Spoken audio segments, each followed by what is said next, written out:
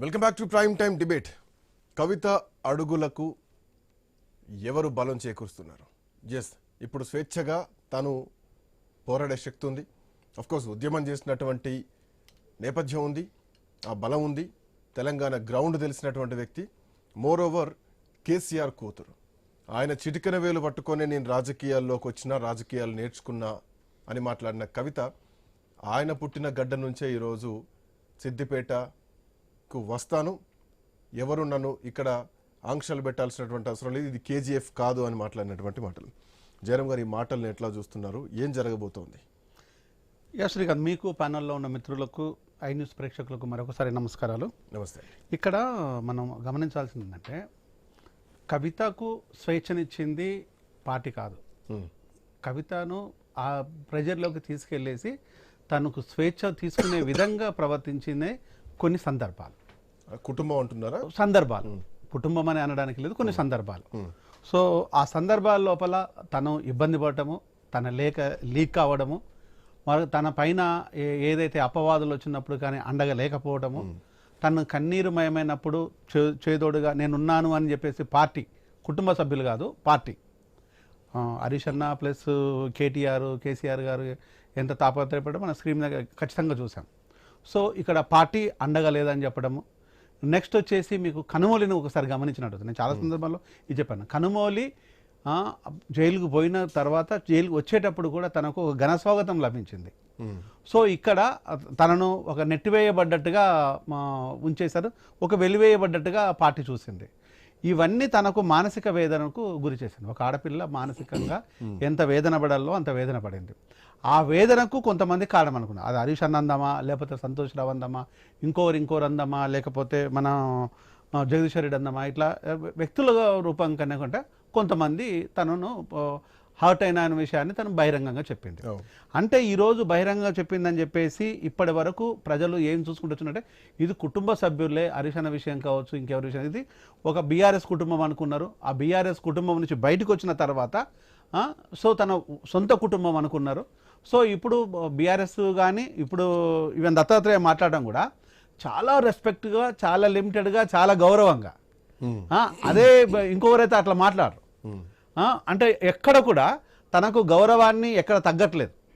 So Harish అన్న కూడా ఎక్కడ కూడా కవిత విషయం లోపల విషయం ఏంటంటే హరీష్ రావు రెస్పాండ్ అవ్వట్లేదు, అదే చెప్తున్నాను, కేసీఆర్ కూడా రెస్పాండ్ అవ్వట్లేదు, అదే చెప్తాను. హరీష్ అన్న కూడా ఎక్కడ కూడా కవిత విషయం లోపల ఆ గౌరవాన్ని తగ్గకుండానే మాట్లాడుతున్నారు.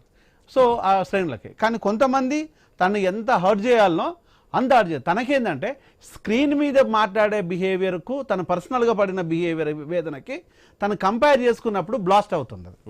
మొన్న చింతమడకకు పోయినప్పుడు మీరు అన్నట్టుగా ఇది కేజీఎఫ్ కాదు, ఇది ఎవరి అడ్డా కూడా కాదు, ఇది ఎవరి పర్మిషన్స్ అక్కర్లేదు, సో రాజకీయాలు ఇక్కడ నుంచి కూడా మొదలు పెడతా అనే సంకేతాన్ని పంపించింది. ఇంకా వీళ్ళైతే ఇది నేను పుట్టిన ఊరే కాదు, ఇది నా తండ్రి పుట్టిన ఊరే కాదు, ఇది నా అడ్డా అనే సంకేతం, ఇంకా ఇది నా అడ్డా అనే సంకేతాన్ని కూడా ఇండైరెక్ట్గా పంపించారు. సో ఇక్కడ అది తప్పులేదు. అంటే రోజు రోజుకు కుటుంబ విషయాలు కాస్త పక్కన పోయి పూర్తిగా ఒక ప్యూర్గా పొలిటికల్ టర్న్ తీసుకుంటున్నాం. అంటే పాయింట్ ఏంటంటే, చిన్న అబ్జర్వేషన్, రాజకీయ విషయంలో ఒక బలమైన నేత ఆ నియోజకవర్గంలోకి వచ్చి డిస్టర్బ్ చేసేటువంటి పరిస్థితి వస్తే ఖచ్చితంగా మిగతా నాయకులు రెస్పాండ్ అవుతారు, ఆ స్థాయి నాయకులు. ఫర్ ఎగ్జాంపుల్ మనం రీసెంట్గా చూసినాం, ఈటల రాజేందర్ నియోజకవర్గం హుజురాబాద్లో బండి సంజయ్ పోయి చేసిన కామెంట్కి మొత్తం భగ్గు అన్నది. ఈటల రాజేందర్ ఇంటికి చేరుకున్నారు అన్నటువంటి ఈటల వర్గం మొత్తం కూడా. ఇక్కడ విషయానికి వస్తే ఆ గ్రామ ప్రజలు కవితను సరే తన ఊరు బిడ్డగా చూడొచ్చు, పిలిచారు, కానీ కవిత పిలవడమే, జాగృతి తరపున పోవడమే ఇక్కడ సంచలనమైనటువంటి విషయం. ఇంకోటి ఆ జిల్లాలో ఆ నియోజకవర్గంలో చీమ చెట్టుకో అన్నా కానీ హరీష్ రావుకు, కేసీఆర్ నోటీస్లో ఉంటుంది. అండ్ మోర్ ఓవర్ వాళ్ళు వీళ్ళకి తెలియకుండా కూడా వచ్చేటువంటి పరిస్థితి ఉండదు. సో ఇంత జరుగుతున్నా కానీ ఈ మౌనాన్ని ఎట్లా చూడాలన్నది ప్రధానమైనటువంటి పాయింట్. మీకు సిద్దిపేటలో ఏది కదపాలన్నా, ఏది చేయాలన్నా కూడా హరీష్ అన్నకు నోటీస్లో ఉంటుంది పాయింట్. సో దాంతోపాటు వచ్చేసి కేసీఆర్ గారికి కూడా యాజ్ ఇట్ ఈస్గా నోటీస్లో ఉంటుంది. అక్కడ అలాగని చెప్పేసి కవితను వాళ్ళు ఇప్పుడు కవితమ్మను వాళ్ళు ఇన్వైట్ చేయడం కూడా ఇది ఒక రైవల్రీగా ఇన్వైట్ చేసిన అనుకోను. ఇది బతుకమ్మ పండుగ. బతుకమ్మ పండుగకు మనకు ఒక తన వ్యక్తిగతంగా కావచ్చు, తన కన్సర్న్ కావచ్చు, లేకపోతే ఉద్యమపరంగా కావచ్చు, బతుకమ్మ విషయం లోపల తన అనేక సందర్భం లోపల అనేక రాష్ట్రాలు, దేశాలు కూడా తిరిగింది. ఇలా డౌట్ ఏం లేదు. ఈ 2-3 రోజుల్లో తను లండన్ కూడా వెళ్తుంది అనేది నాకున్న పక్కా సమాచారం. లండన్ కూడా బతుకమ్మ విషయంలో వెళ్తుందన్న విషయం. సో అంటే ఇదంట ఇక ఆ నేపథ్యంలో తను వెళ్ళిన తర్వాత తనను ఎక్కడో ట్రిగ్గర్ చేస్తున్నది.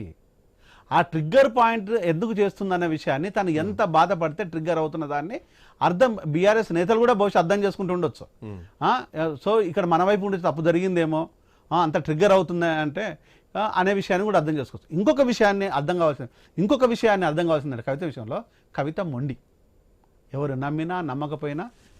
కేసీఆర్ గారి జిరాక్స్, తన బిహేవియరు, తన మైండ్ సెట్ ప్రజల్లో చొచ్చుకుపోయే విషయం లోపల ప్రజల నుంచి వెలుగుపోవడం. ఇంకా కేటీఆర్ లోపల కూడా కొంచెం సాఫ్ట్ కార్నర్ చూస్తుంటాం మనం, కొంచెం మాట్లాడుతున్న లోపల కొంత సాఫ్ట్ కార్నర్ చూస్తుంటాం, కానీ కవిత లోపల అంత సాఫ్ట్ కార్నర్. రాజకీయంగానే ఎదుర్కోవాలి, బయటకు వచ్చిన తర్వాత కూడా రాజకీయాన్ని ఎదుర్కోవాలి, యుద్ధాన్ని యుద్ధం లాగానే చేయాలి. సో ఆ యుద్ధాన్ని మాత్రం ఇక వెనక్కి తగ్గేది లేదు. ఇక తగ్గడము తగ్గకపోవడం అనేది ఇక రాజకీయాలు ఇవి.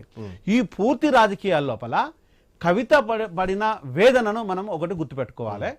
ఇక్కడ హరీష్ అన్నను మాత్రం టార్గెట్ మాత్రం చేయడం లేదన్న విషయాన్ని ఒకటి గుర్తుపెట్టుకోవాలి. ఒక్కని మాత్రమే హరీష్ అన్నని ఒక్కని మాత్రమే టార్గెట్ చేయడం విషయం గుర్తుపెట్టుకోవాలి. ఇక్కడ ఒక్కని కాదంటే పూర్తి బీఆర్ఎస్ టార్గెట్ చేస్తుందా? ఇప్పుడు రానున్న రోజుల్లో మీకు పూర్తి బీఆర్ఎస్ టార్గెట్ అవుతుంది. అలా డౌట్. కానీ తన వర్షన్ ఒక్క కేసీఆర్ పైన అవినీతి మరకలు రావడానికి కారణమే హరీష్ రావు అని చెప్పి సంతోష్ కూడా ఒక బలమైనటువంటి పిల్లర్ ను, ఒక ఏనుగును కుంభస్థలాన్ని కొట్టాలంటే హరీష్ రావు పేరే తీసుకుందాం. అంటే మీకు ఒక లీడర్ ఇప్పుడు ఎప్పుడైనా కూడా మీరు యుద్ధం చేయాలనుకున్నప్పుడు సైనికులతో చేస్తే ప్రయోజనం ఉండదు, బలంగా ఉండదు, రాజుతోనే చేయాలి. అక్కడ తను యుద్ధాన్ని ఎన్నుకునే క్రమం లోపల తండ్రితో యుద్ధం చేయలేదు. అన్నను తన హార్ట్ లోపల సాఫ్ట్ కార్నర్ అనేది చాలా క్లియర్ గా కాపాడుకోవాలి. అదే చెప్తున్నాను. ఇప్పుడు అన్న విషయం లోపల మనకు అర్థమైపోయింది. ఇక ఉన్నది సంతోష్ హరీష్ అన్న.